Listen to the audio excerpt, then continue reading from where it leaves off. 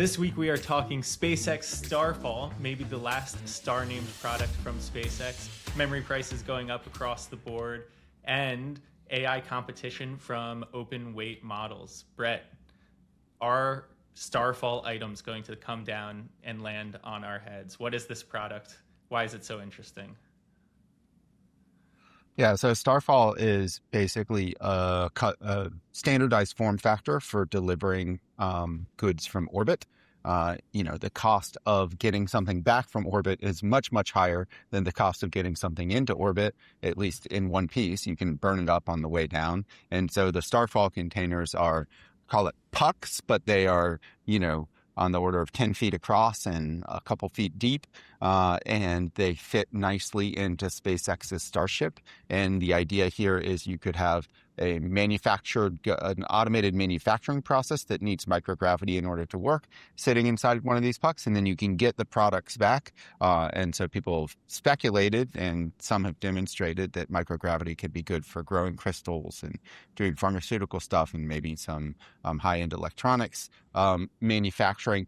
And it also means that you could, lob something around the Earth in half an hour to an hour and drop it onto a mountaintop, and that something could be basically micro shipping container worth of drones in a Starlink satellite or something Department of Defense useful. And so this is a new to the world capability to deploy physical assets into a location on very short notice anywhere on Earth. Yes, that is a scary thought. Orbitally injected drone swarms coming to mountaintops near you. Yeah. I mean, it does seem, and this is, a company we partnered with, Mach 33's work, but they dimensioned that the cost to return things from orbit was 50 times the cost to send things up to orbit. So if you have to spend 1,000 times to send things up, you spend $50,000 per kilogram to get them back down. And this could reduce that cost premium from 50x to low double-digit percentages.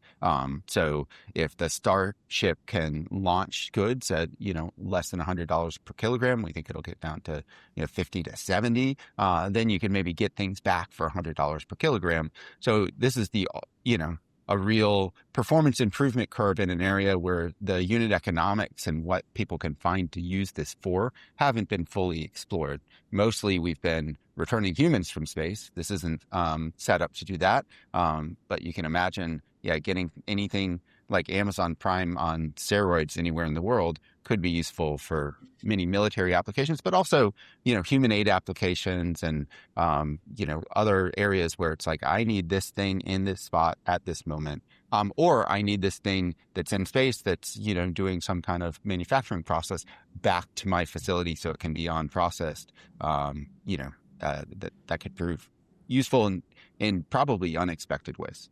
Well, that's what I wanted to ask you about. Is this the cost decline that, we always talk about cost declines tipping over, these break even or unlock points that unlock exponential demand. And I think, in space manufacturing has been one of those items where people have always hand waved. It was kind of like Earth observation, I would say, right? It's like, no, there's a huge market beyond government and defense. But it's actually like, defense just became a bigger market for that. Like, no one else is out there necessarily buying this. And for in-space manufacturing, it's always been pharmaceuticals. Oh, you could spin fiber incredibly well. No, like eyes and things like that need microgravity. Are those industries about to materialize, and have they only been held up because of the offside unit economics? Or do you think there's a lot to be done here and figuring out what the real application is? I think it's really uncertain because this is a dramatic change in the cost structure. And so naturally you would bring things on side, and the military application seems very obvious and very obviously useful. Whereas, how much microgravity manufacturing could we possibly need as inputs to other industries? And they have to be inputs that you're tolerant of there being a lot of latency, because you're sending it up and you're getting it back. It's almost like, contract manufacturing, to someone external to you. You have to design an automated manufacturing system that fits in this thing. Like there's a lot of steps to even discover whether or not there's a market there.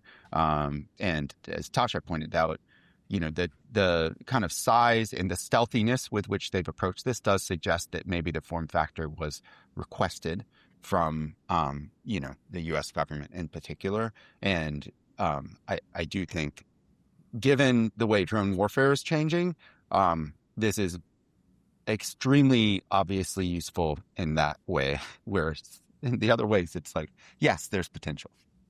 It's pretty clear aircraft carriers are great for fighter jets, but launching a drone from a aircraft carrier probably doesn't get it where it needs to be. And so this is a novel. Well, it even changes like the way your drone could be. If you imagine some of these like long kind of flight plan drones that are expensive and need to navigate by themselves, that you can, if you can get something much closer, you can handle a different form factor, much smaller, and more attritable.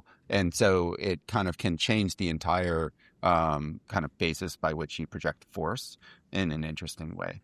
And I think that, the Ukrainian war has demonstrated that there's been a change in the technology of warfare, and that doesn't happen that frequently. But when it does, it really changes like optimum strategy for war. Like think about the machine gun in World War I or tanks in World War II, where you've designed to a different domain than what you face, and it totally transforms like who could project power and in what ways they can do so, and both the cost and the benefits of war.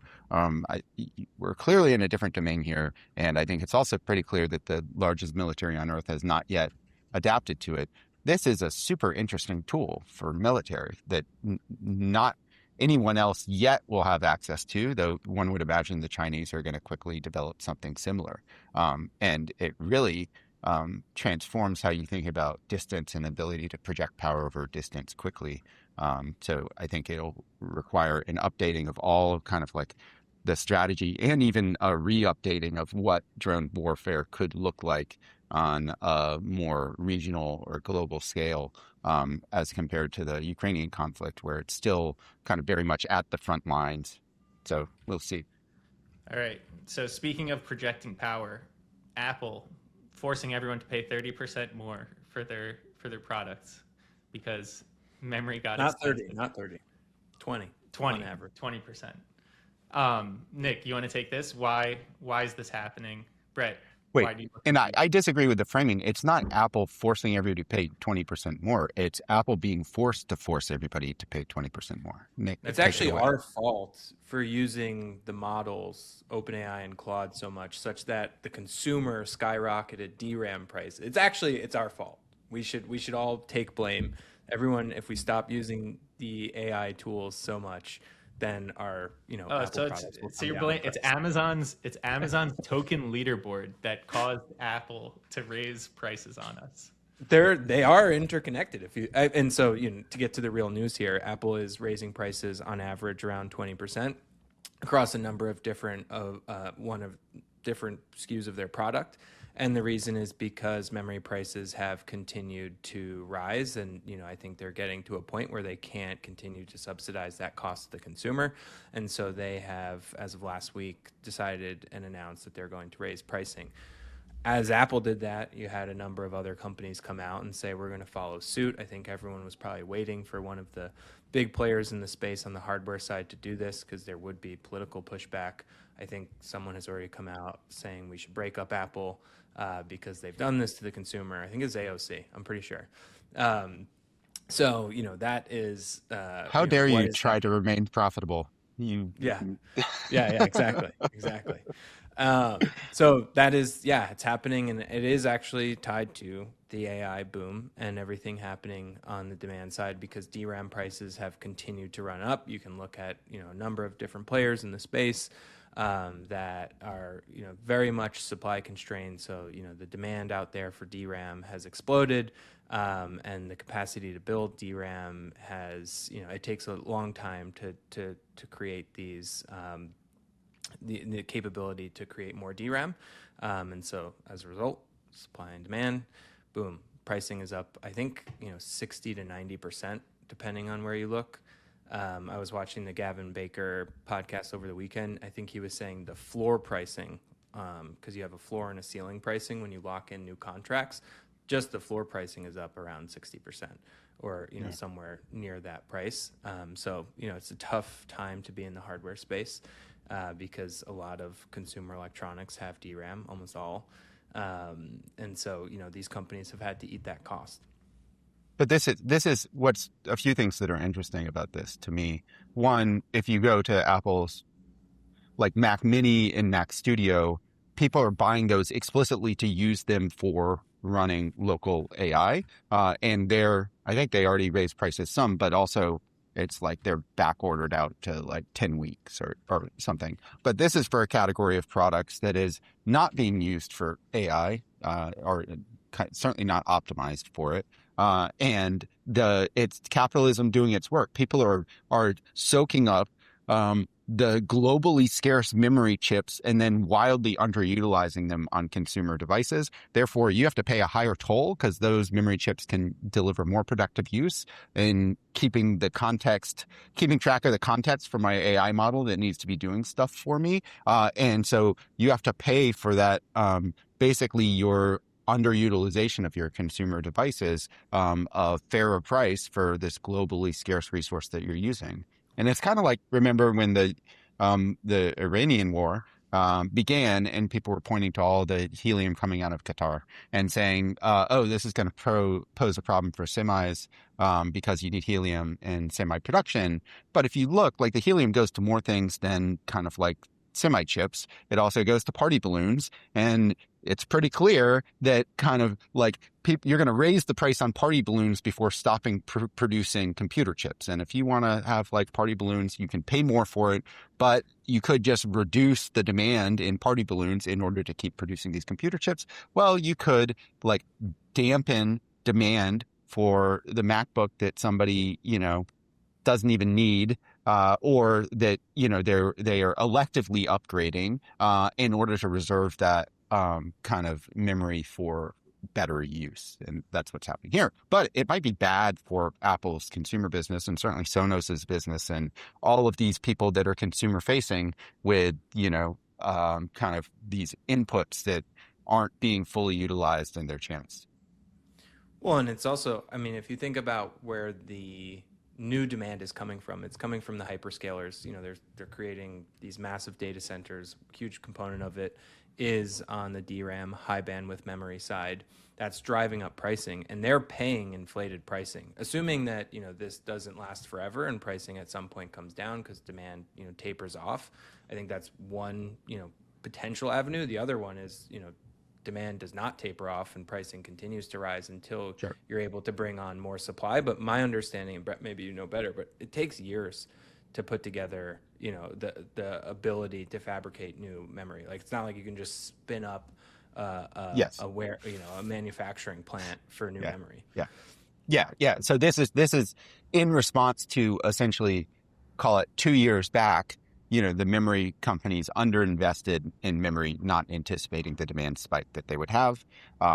Inevitably, in these kind of inputs, they will respond to this price signal by investing in capacity.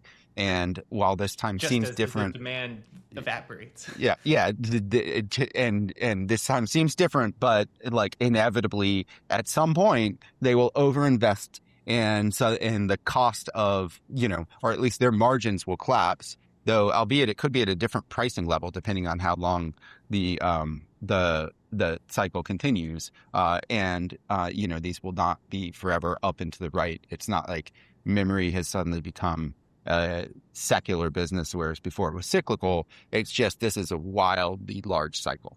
Let's talk about that front and whether this time is different demand. We made the joke about Amazon and their leaderboard. Meta's probably taken their leaderboard down. Nick, I think you said that.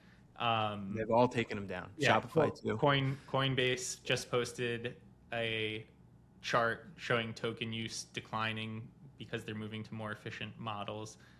Brett, No, no, what no, no. It showed token use continuing up, but their spend declining as they're getting more efficient with spend.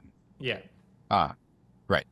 And that, this, I'll paint kind of like the nightmare scenario for the frontier model providers, right? Which is the OpenAIs and Anthropics of the world.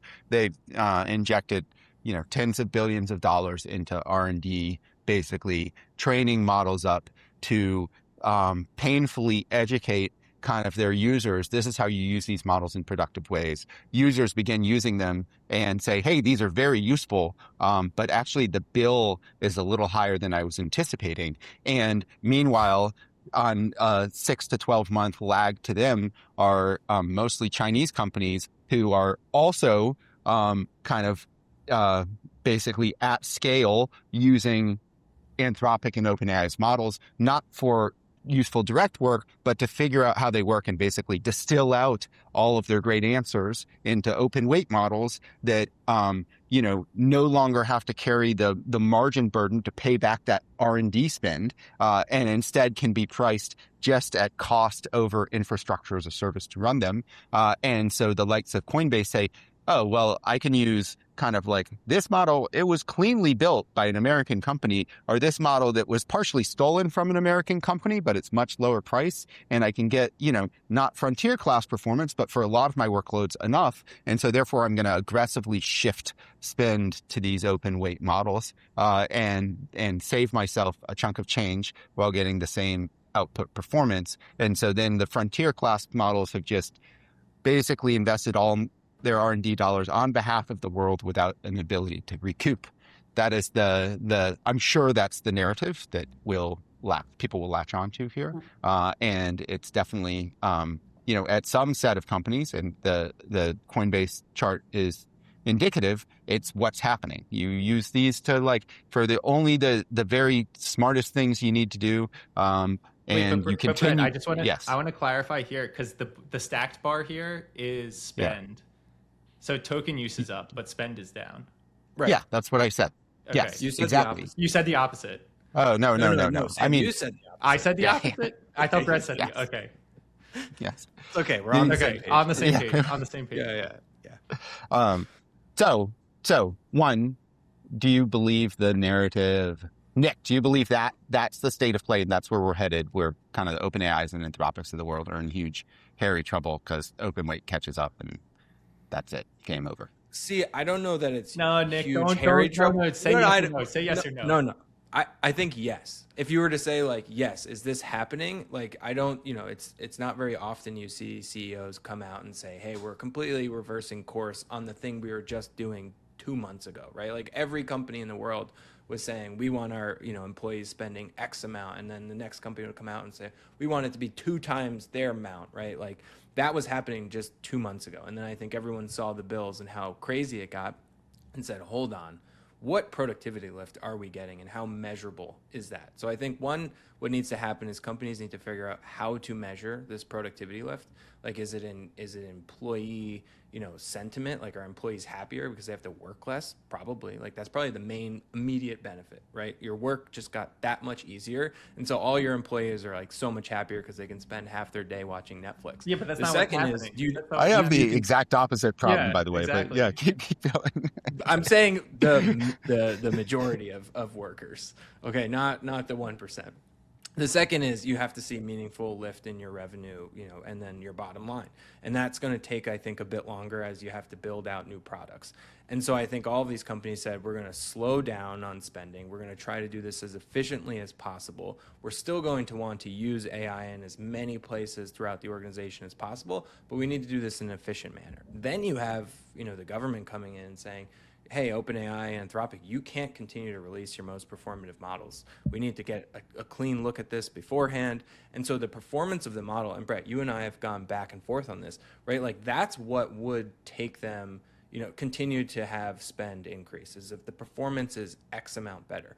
Now you have new models released, and it, to me, going back 2 years ago, like Mythos or Fable for us, normal folk, and then OpenAI just announced, I think, 3 new models, right? Like you're not seeing that same hype. You're not seeing that hockey stick in performance. So there is somewhat of a tapering off, at least from a user perspective of like how performant I can be with these models. So now I think what we're entering in is the product stage. So you need to be able to wrap these products in a harness. You need to be efficient with that product. You need to have companies develop true use cases for these models, not just employees playing around and doing one-off tasks. And so that, I think, is actually going to work against the frontier model companies, because if you can swap out the back end or swap out the model for something that's more performant, cheaper costs, could potentially be open source, could be something fine-tuned, something run locally internally, that does not bode well for the model companies that want you to spend aggressively as possible on the most frontier capability, because that's the most costly. So I do think they're in a bit of harm's I don't way. think actually the model companies don't necessarily want you to spend as aggressively as possible on the frontier. But they do want you to spend, gross profit maximizing to them, which Yes. could be across a mix of models. I think the landscape is obviously very fluid. It's also it's important to distinguish between large enterprises that are running Palantir instances that then they kind of like stage models into and have basically like staged access for employees to models that they can switch back and forth, and it's not just large enterprise, I should say large and technically sophisticated enterprises, right? Versus kind of like, I think those organizations skip Palantir. Like the companies I've talked to when we've asked how are you using AI, the ones that I would qualify as in like saying, oh, you have like a technically savvy, amazing engineering team, despite you not being labeled as a tech company, are all saying, hey, we're fine tuning, we're using this, we've built our own harness that we can swap out the models on the back end. And I don't think they're actually going to the Palantirs of the world. I think like legacy companies that have extremely complex businesses but that's what that I'm span talking. across Yeah. the globe, Okay, and leave those aside companies will use Palantir. Palantir. Yeah. It could be like AWS's wrapper on it. I'm basically saying take companies that are actually kind of like empowering their employees by saying, hey, you get access to this kind of API gated, almost like custom tuned for our org set of AI models, versus companies that are giving their employees access to Claude Code or Codex as an endpoint, and those employees can use it as they see fit. Those are very different sets of enterprises, and I think that the reason that Cowork took off and the reason that Codex works is it really is a kind of like product-led growth rather than selling through the CIO's office, and the employees appreciate it because it delivers them productivity immediately. And the like Coinbases of the world are incredibly technically sophisticated. In his post, he talked about the way they continue token usage, but while kind of like reining in spend, was just changing the default that people went to. So if they went to an open weight model as the default, but you still give them access to the frontier, it turns out for employees are using these things to be like, when is my dentist open next week, rather than actual better. work. Yeah. And so kind of like giving people either the default or giving them, I think, another stance that companies have taken, unlimited budget on a more efficient model, whereas you have budget capped on the frontier, so that you're using your employee to be like more thoughtful about when they're using what model for what, does like result in more efficient spend. Ultimately, like in some ways, Anthropic needs something like this to happen because they are so compute constrained. As in, they need people to be more selective so that their kind of like frontier class capability can be deployed against frontier class things only, so that they can demonstrate how they shine. And then where I take kind of issue with both my own like narrative that I laid out and your stance, Nick, is even at the frontier, at least within a harness, agentic models are wildly dumb and terrible relative to what we're going to see even 6 months or a year from now. And this is like a philosophical belief I have. I cannot give I think you have to keep very close reins on a model in order to get output that is good, that you can trust, and that actually has any sort of taste at all over any time horizon. You give it a 15-minute task, it comes back with something that's like 80% done that you kind of appreciate, but you have to do a lot of refining to get it close to something that is actually externally deliverable. Yeah. And that is a huge continual gap. So it's not like they've basically productized this in a way where people can see the potential, but actually for the endpoint worker, it is worthwhile to use, but not yet transformative from a productivity perspective. Yes. By which I mean like a 10x. Yeah. Maybe it's a 2x, but it requires a lot of battling and figuring out kind of the gaps in order to get that 2 or 3x. And so, so long as we're in that space, then, one, the kind of model builders can fill that gap with their R&D.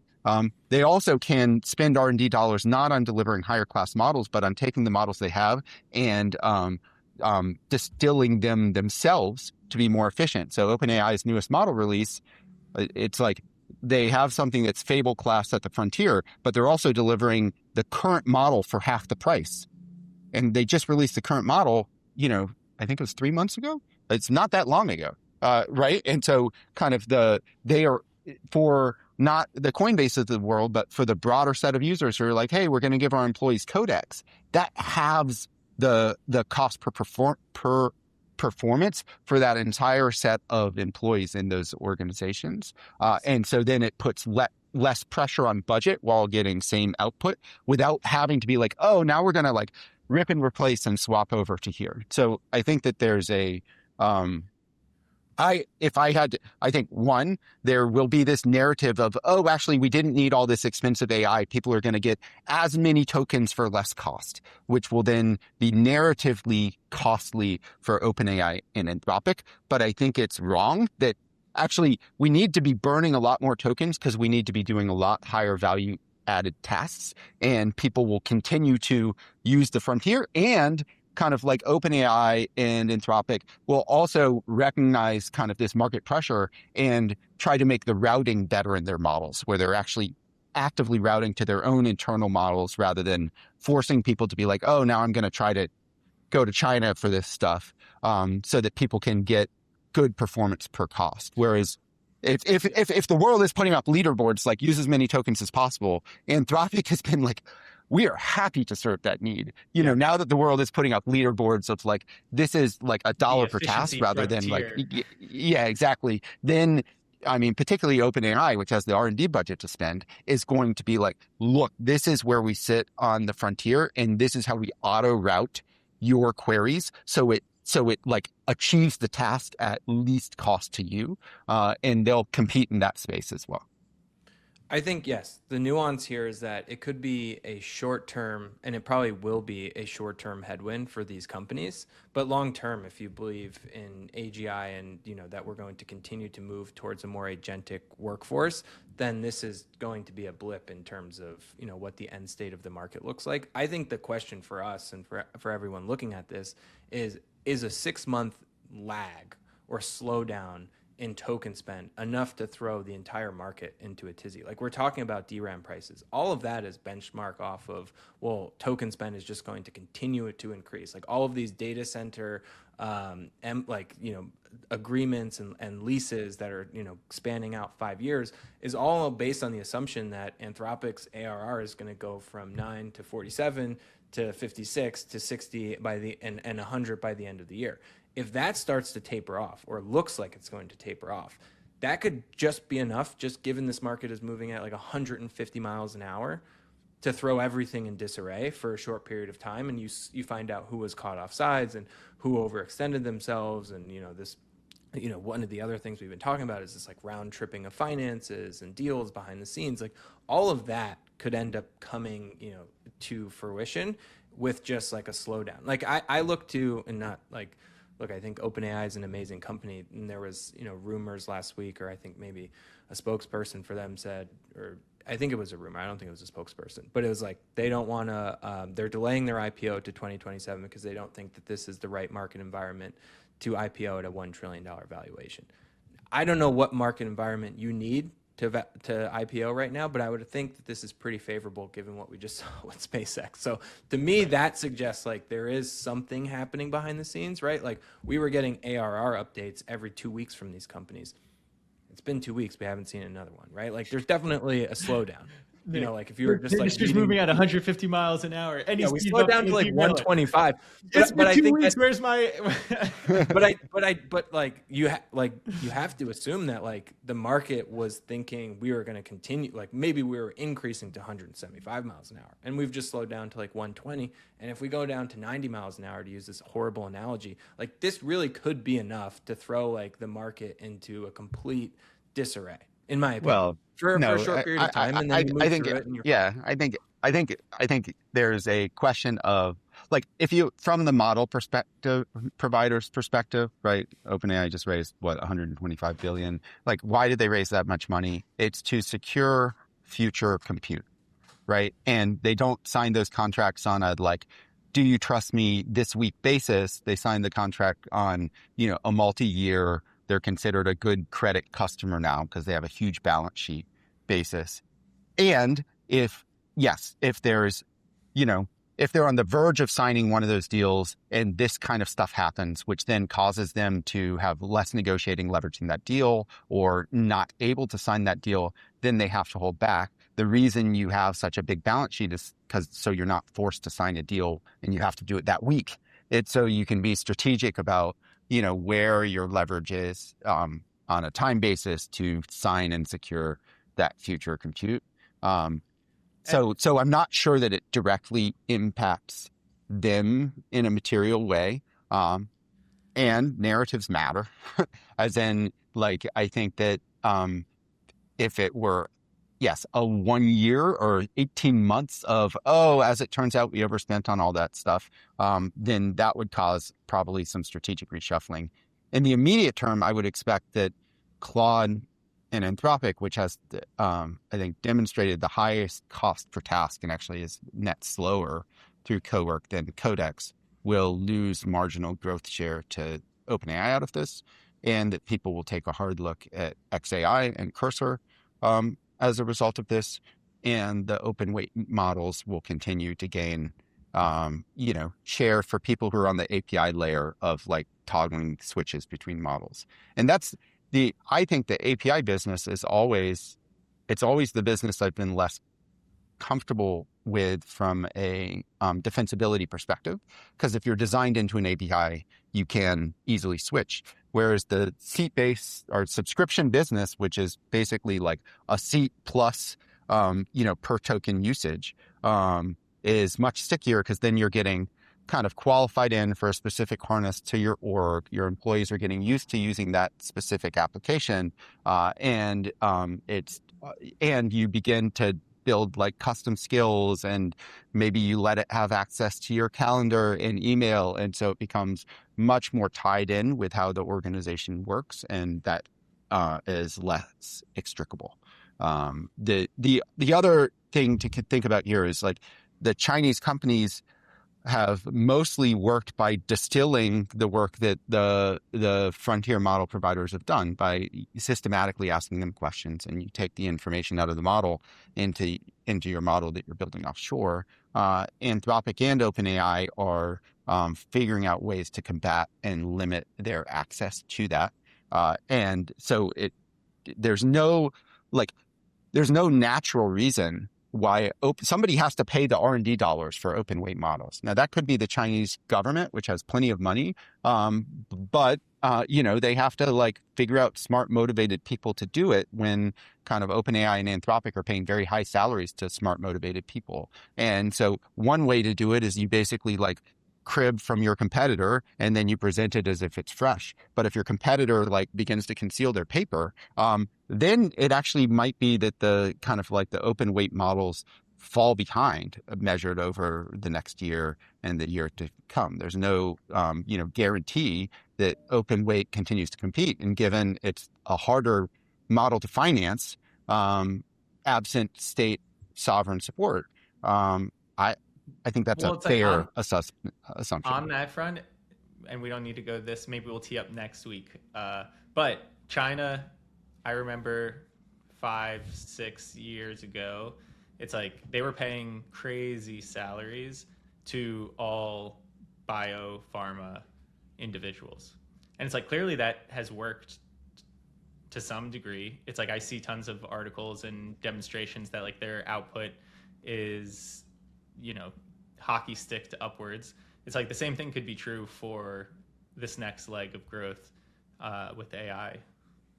Well, certainly, if like part of the reason that worked with biopharma is because China also has like significantly streamlined its clinical trial process, particularly relative to the U.S. So it's not just paying individuals. It's like you can get a trial started, finish the trial, get it submitted, and get to market more quickly in China. And at least so far as we can tell, it's not that they're cutting corners in a way that means that the trial data is no good. U.S. companies are looking at it and saying, hey, this is like meaningfully good work. So if the U.S. government continues this stance of like, AI models are not allowed to be delivered. Right now, there's a select group of customers that get the same performance for half the cost with OpenAI's newest model because the government has said, no, you're not allowed to release that to the general public. It's the same performance. This is like, yeah, it's great if you're the person on the invite list, but it's net bad for everybody else. If that extends out and continues and kludges up kind of like the U.S. company's ability to deliver products to end customers, then that, China's not going to hold back. Like, well, I would say everybody even without that, I think there's a parallel, right? It's like China's ability to deploy energy and build data centers is far better than the U.S., right? It's like they do in a year what we think the U.S. needs to do over the next 5 years. And so it's like, I think similar in the way that you just laid out the biopharma case, the same could be very true for AI. Yeah, though energy is a more, fungible good. And so I think it's really not the long pole in the tent in terms of actually delivering frontier intelligence capability. And you could have energy free and you still have to get chips and you still have to figure out how to package the data into the chips and efficiently deploy them over, a long time. So not energy free, but you know what? We'll get the energy from space with SpaceX and that'll be available to US companies before it's available to Chinese companies. So maybe that's the vector by which we maintain a lead. But I think it's confusing out there, folks. Yes. It's confusing. Stay safe. Don't drink too many peptides. Don't inject. Yeah, and it could be if it really gets geostrategically, call it tetchy, that Chinese data center that's distilling U.S. intelligence out of U.S. models gets a delivery from Starfall that's like a set of drones that goes in and unplugs all of its servers one by one. So that's the place we're going. Exactly what would happen. All right. We'll see everyone next week. ARK Investment Management LLC is an SEC registered investment advisor. ARK, Wolf Financial, and Public are separate, unaffiliated entities and do not have a relationship with respect to any company marketing or selling the products or services of the others. ARK, Wolf Financial, and Public make no representation or warranties regarding and expressly disclaim any responsibility or liability for any acts, omissions, losses, or damages of the other entities or their affiliates, officers, employees, or agents. No company shall be liable for any indirect, incidental, consequential, or special damages arising out of or in connection with this podcast or its contents. The information provided in this show is for informational purposes only and should not be used as the basis for any investment decision and is subject to change without notice. It does not constitute either explicitly or implicitly any provision of services or products by ARK, and investors should determine for themselves whether a particular investment management service is suitable for their investment needs. All statements made regarding companies or securities are strictly beliefs and points of view held by ARK and/or show guests and are not endorsements by ARK of any company or security or recommendations by ARK to buy, sell, or hold any security. Historical results are not indications of future results. Certain of the statements contained in this show may be statements of future expectations and other forward-looking statements that are based on ARK's current views and assumptions and involve known and unknown risks and uncertainties that could cause actual results, performance, or events to differ materially from those expressed or implied in such statement. ARC assumes no obligation to update any forward-looking information. ARC and its clients, as well as its related persons, may, but do not necessarily, have financial interests in securities or issuers that are discussed. Certain information was obtained from sources that ARC believes to be reliable. However, ARC does not guarantee the accuracy or completeness of any information obtained from any third party.